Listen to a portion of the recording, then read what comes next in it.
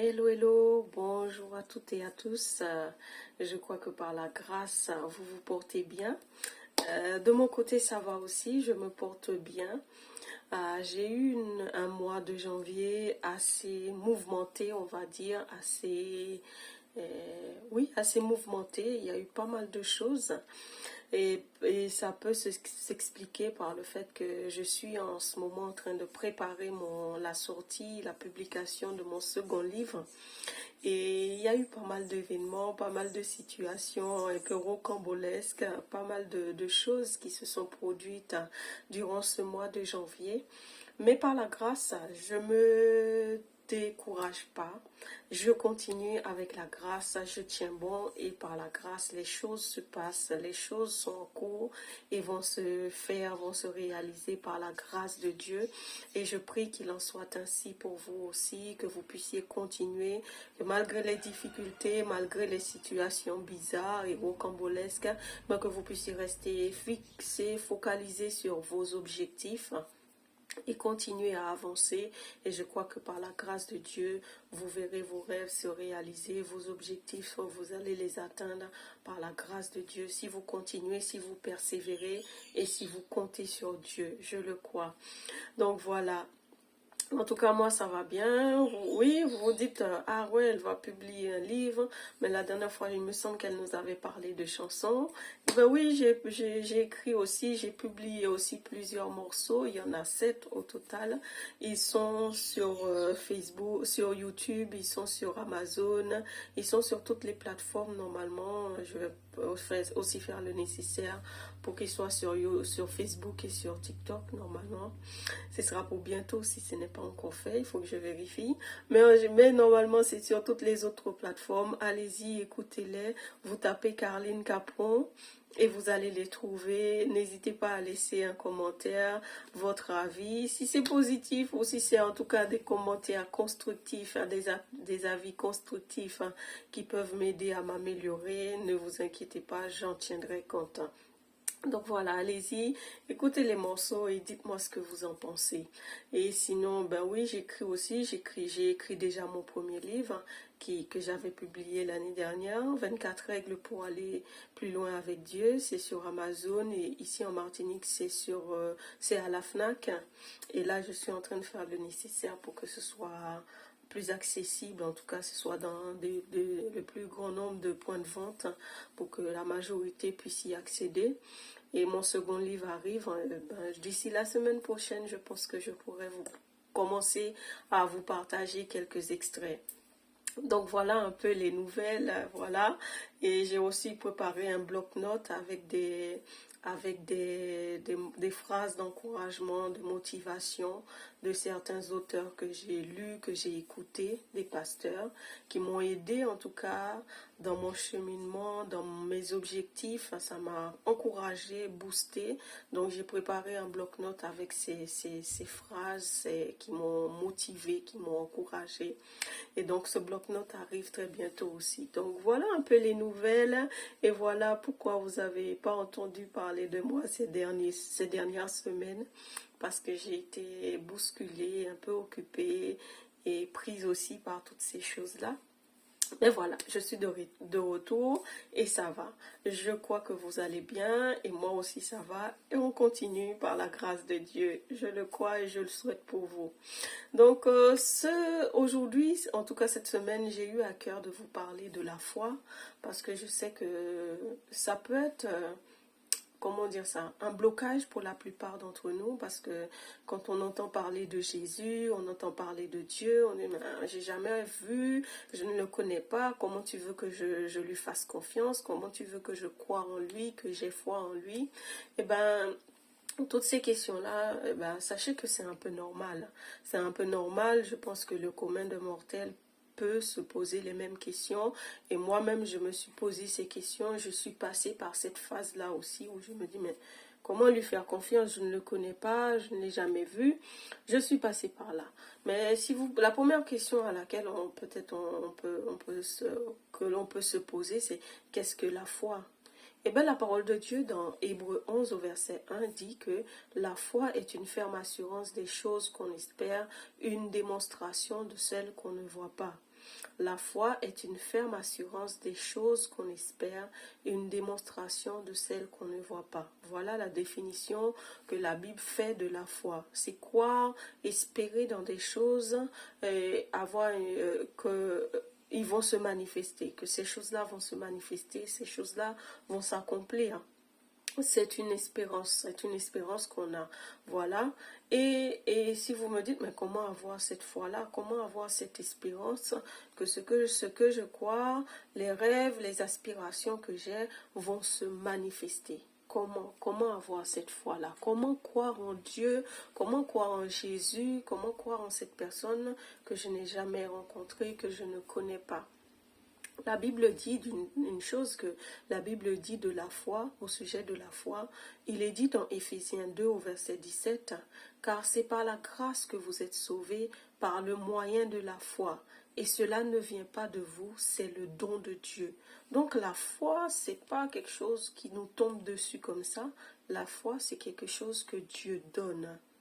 Dans Philippiens 1 au verset 18, il est écrit « Parce qu'il vous a été gratuitement donné dans ce qui a du rapport à Christ, non seulement de croire en lui, mais de souffrir, mais aussi de souffrir pour lui. » Donc c'est quelque chose qui nous est donné par Dieu. La foi, c'est un don de Dieu, nous dit la foi, nous dit la parole, pardon. La foi, c'est un don de Dieu, c'est un cadeau. Donc on ne peut pas se lever un matin comme ça et décider, bon, je crois, et la foi vient. Non, c'est un don. Et comment recevoir ce don-là? Eh ben, c'est par la prière. Parce que la Bible dit dans Matthieu 18, je crois, demandez et vous recevrez. Et il est dit aussi, invoque-moi. La Bible dit aussi, invoque-moi. Dieu dit dans sa parole, invoque-moi et je vous répondrai. Donc, c'est en demandant, la foi va venir, nous allons recevoir ce don en demandant à Dieu. Comment demander? Ben, c'est par la prière. Comment je prie? Je ne sais pas prier, Caroline. Ben, la prière, c'est pour ma part, la prière, c'est une discussion. C'est communiquer avec Dieu. Donc, si vous voulez de la foi, il faut pas aller, faut pas passer par quatre chemins. Il faut dire à Dieu, je crois pas en toi, j'ai besoin de croire en toi, et donne-moi la foi pour croire en toi. C'est pas la peine d'aller faire des grandes phrases philosophiques avec des mots incompréhensibles. Tu veux de la foi, demande à Dieu la foi. Il est dit, demandez et vous recevrez. Donc si vous n'avez pas la foi, vous n'arrivez pas à croire. Et même si vous estimez que votre foi est petite, demandez à Dieu, il vous donnera. Et la Bible dit, je n'ai pas le passage en tête, même si votre foi est aussi grande qu'un grain de sénévé, il peut faire des miracles au travers de cette foi qui est aussi grand qu'un grain de sénévé, qui est aussi grande, qu'un grain de sénévé. Dieu est capable de passer par cette foi-là pour faire des miracles. Donc si votre foi, elle est petite, vous estimez que votre foi est petite, demandez à Dieu d'augmenter votre foi et il l'augmentera. Si vous n'avez pas la foi, et bien par la prière, dans votre communion, dans votre échange avec Dieu, demandez la foi. Dieu, je ne crois pas en toi, je n'y arrive pas, donne-moi la foi, aide-moi à croire en toi, ok ? C'est comme ça que c'est venu. Et moi, ça a été pareil pour moi. Je ne vais pas vous cacher, je ne vais pas vous mentir. Au début, j'allais à l'église parce que mes parents allaient à l'église. J'ai commencé à suivre et j'y allais parce qu'il n'y avait pas le choix. On ne vous laissait pas le choix. On va à l'église, tout le monde va à l'église. Hors de question qu'il y en ait un qui reste, d'autant plus qu'on était des mineurs. Donc, les parents ne nous laissaient pas à la maison. Donc, tout le monde allait à l'église. Et moi, j'y allais, bon, il y avait une bonne ambiance, les gens étaient gentils, les chants étaient sympas, et donc, j'y allais. Mais c'est pas pour autant que j'étais prête à lâcher ma vie à Dieu, à dire, bon Dieu, je m'abandonne à toi, fais ce que tu veux de moi. Non, j'étais pas à ce niveau-là. Et pourquoi j'étais pas à ce niveau-là? Parce que moi, je me dis, de 0 jusqu'à 17 ans, je n'ai connu que des galères. Et mon père m'a abandonné, il ne m'a pas reconnu, il m'a rejeté et à cause de ma couleur de peau. Il estimait que je n'étais pas assez foncée. Donc du coup, il a dit, c'est pas sa fille, il n'en veut pas. Et parce qu'après, il y a eu les rejets de d'autres personnes, il y a eu la maltraitance, il y a eu les coups, il y a eu l'attouchement sexuel. Ça a été la goutte Voilà. Donc du coup, j'avais une mauvaise image de moi-même, je ne m'aimais pas et j'étais incapable de croire que moi-même je ne m'aime pas. Pourquoi Dieu il va m'aimer? Je ne voyais pas l'intérêt, je ne voyais pas ce qu'il y avait chez moi qui pouvait motiver Dieu à m'aimer. Donc du coup, voilà, j'y allais et jusqu'à mes 17 ans, je continuais comme ça. Et arrivé à mes 17 ans, j'ai dit, bon Dieu, bientôt j'aurai 18 ans. Hein? Bientôt j'aurai 18 ans, les parents ne pourront plus vraiment me forcer à venir à l'église. Écoute, là c'est le moment fatidique où tu me donnes la foi pour croire en toi, où moi je vais faire ma vie, je vais vivre ma vie et prendre mes décisions moi-même. Et après cet échange-là, ce qu'on pourrait qualifier de prière, moi je l'ai dit comme ça à Dieu. Et je lui ai dit ça comme ça. J'ai pas cherché, je suis pas passée par, j'ai pas fait de détour. Je lui ai dit ça comme ça. Et ça a été peut-être quelques jours, la semaine qui a suivi, j'ai été à l'église un dimanche. Et ce jour-là, le pasteur il a prêché sur le salut. Il disait que Jésus est le seul chemin par lequel l'homme peut être sauvé, peut être réconcilié avec son Créateur. Que Jésus, sur la croix, il a pris nos douleurs, il a pris nos souffrances pour que nous n'ayons plus à souffrir. Et justement, moi, c'était mon cas. J'avais le cœur lourd parce que à l'âge de 6 ans, quelqu'un m'a fait des attouchements sexuels et jusqu'à mes 17 ans, j'ai gardé ça. J'avais jamais dit ça à quelqu'un. On m'a tapé, mais presque battu et on me faisait des méchancetés. Et l'homme par qui Dieu est passé pour me mettre dans ce monde, eh ben, il m'a rejeté sur prétexte que ma peau n'était pas assez noire. Donc, mon cœur était chargé. J'ai été chargée. Et je peux vous dire que peut-être de 6 ans jusqu'à mes 17 ans, je n'avais jamais connu une nuit tranquille. Toutes mes nuits étaient ponctuées de cauchemars, de rêves bizarres. On me poursuivait, je tombais dans des trous. C'était vraiment bizarre. Et donc voilà, ça c'était ma vie. Mais si Jésus peut faire ça pour moi, peut me débarrasser de cette souffrance-là, je dis ok, il n'y a pas de souci. S'il a pris tout ça, pourquoi m'embarrasser de tout ça? Donc je me suis levée et j'ai fait la prière. Je dis Seigneur Jésus, viens dans mon cœur, sois mon Seigneur et mon Sauveur. Merci d'être mort à la croix pour moi. Au nom de Jésus, Amen. C'est ça, j'ai fait la prière. J'ai invité Jésus à devenir mon Seigneur et mon Sauveur. Et ce qui s'est passé ce jour-là, je me rappelle comme si c'était hier. Je suis allée me coucher à 20h, vers 20h, et je me suis réveillée le lendemain matin à 6h pour aller à l'école. Et c'était la première fois, depuis que je suis âgée de 6 ans, 7 ans, c'était la première fois que j'avais une nuit tranquille, une nuit sans cauchemar. Donc pour moi, c'était un miracle. Je me dis, peut-être vraiment qu'il existe et que voilà, Dieu existe et qu'il pense à moi, qu'il s'intéresse à moi. Et voilà, ça a commencé comme ça.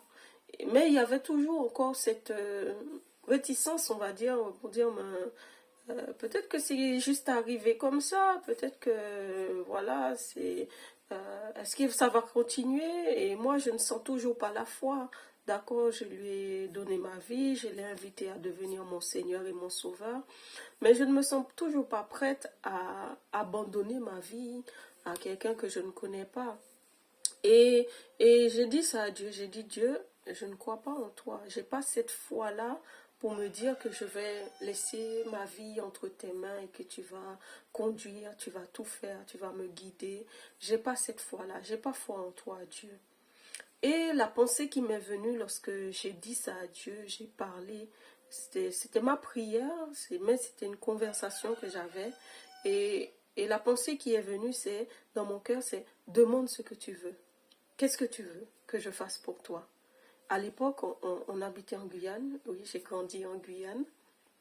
Et on a 2 saisons. On a la saison sèche et la saison des pluies. Et la saison des pluies dure 6 mois. Et des fois, on sortait de la maison, il fait beau, il y a gros soleil. Et 5 minutes plus tard, boum, la pluie arrive. Tu es trempé, tu arrives en classe trempé. Et voilà. Donc du coup, j'ai dit, ça m'énerve tout ça. J'ai dit, et quand j'ai entendu cette pensée qui me dit, demande ce que tu veux, j'ai dit, je veux des vélos pour mes soeurs et moi. Je veux des vélos pour mes soeurs et moi. Et